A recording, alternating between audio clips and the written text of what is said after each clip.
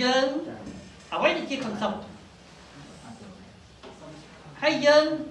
do cô ca ấy bằng hai dương do ở quấy chia đồng nang trong ca đi trong ở biến đi cầu mà dương nào dương do ấy dùng mà thương con sông cùng rất thì cao cả lo mà dương đi cầu nắng cô nó một nhóm mẹ trong ban thôi cô dương nó thường là cay thôi ấy đấy kia team môi này cứ chỉ hotel hay kia team bay này cứ office សម្រាប់ធ្វើការងារផ្សេង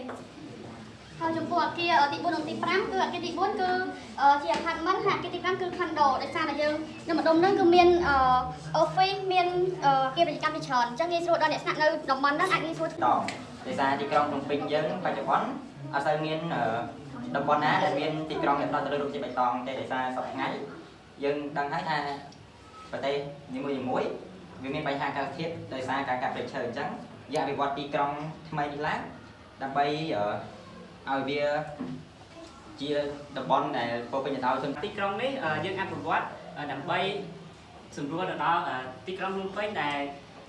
ផ្ដោតទៅលើវិស័យពាណិជ្ជកម្មនិងវិស័យទេសចរណ៍ផងដែរខ្ញុំឡើងមកនិយាយអំពីការអភិវឌ្ឍគម្រោងទីក្រុងនាពេលអនាគតដែលស្ថិតនៅក្នុងតំបន់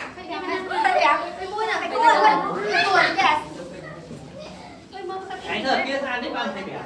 thôi con nó đã được sao thay ngày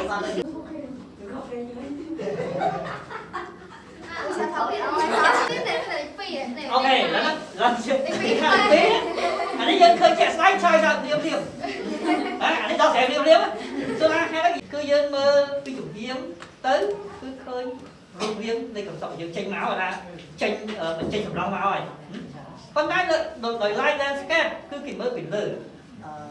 bạn hai cầm sóc cứ cho những tiếng mơ kìm lử bạn hai kìm mơ phi lử này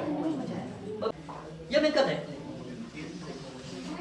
វាព្រោះសម្រាប់ខ្លួនដែលសំខាន់នៃការបង្កើតប្លង់នេះគឺតេតទៅនឹងអាជីពពាណិជ្ជកម្មដែលអាជីពពាណិជ្ជកម្មយើងអាច là cái này phương cầm sọc chứ không hả tí công mà dân đừng ngủ này tí công ở đây dân chắc tôi tí công cùng ru bà rồi dân cho tay máu mà bên thật hỏi bà rồi chị đến vì sắp tới dân cứ thăm phòng tay khi tới tới của sơ dân phương họ không để thấy nghe giới cục nhôm ta ở chợ này đó mà men nhôm trong ban mà cài tiền tay nhôm trong ai cũng dân vừa được không xí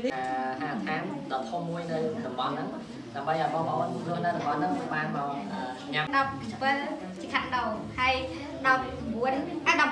ហ្នឹងគឺជាត្រាក់បានសារមន្ទីរ15ក៏សារមន្ទីរដែរហើយ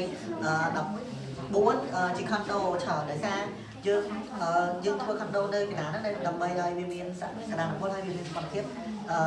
ជាគេទី9ជា University and គេទី11ជាគេបែប Chemical Building និង12ជាគេបែប condo ហើយកន្លែង police station កន្លែង post police ហើយទី8នោះគឺទី7នោះគឺ hospital condo ដែលមានស្វែងរនោះនៅប្រកបដោយ50ភាពផងឯងព្រោះអីពុកពេញឲ្យរុកជាតិបេតុងមានអុកស៊ីសែនច្រើនសម្រាប់គេទី6នឹងមានផ្លូវខ្វាត់ខ្វែងដើម្បីសម្រួលដល់ចរាចរណ៍ផងដែរ8ហើយទៅតឹងខ្លាំងមកគីឡូគាត់1គីឡូ